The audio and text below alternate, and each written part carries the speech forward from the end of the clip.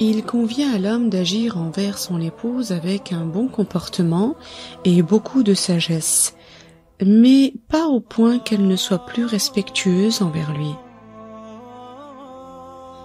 Il convient qu'il se charge des dépenses avec modération, de sorte à ce que son épouse ne vive pas dans la difficulté, mais sans pour autant arriver à gaspiller son argent.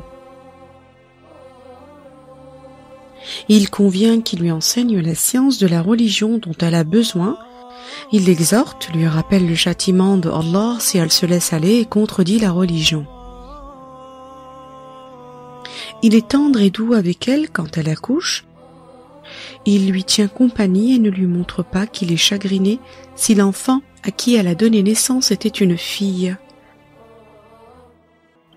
Il ne divulgue pas son secret, il ne pense pas de mal d'elle, il ne prononce pas la parole de divorce quand elle est en période de menstrue ou dans une période intermenstruelle durant laquelle il y a eu un rapport avec elle, sinon il tombe dans le péché.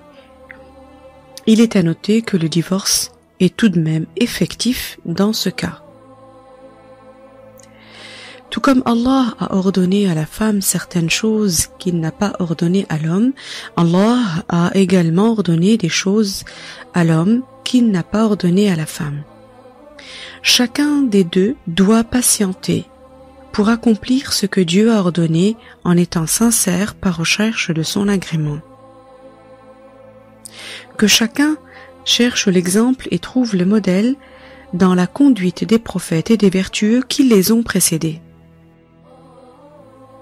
Il convient à la femme d'assurer une vie conjugale heureuse à son mari, par le bon comportement, en le cajolant, en se faisant belle pour lui, en se parfumant, en étant douce quand il lui parle. Elle ne parle pas si son mari est en colère. Elle ne le charge pas de ce qu'il ne peut pas supporter et se suffit du peu. Elle ne demande pas à son mari des choses qui sont lourdes à assurer et elle ne se plaint pas beaucoup.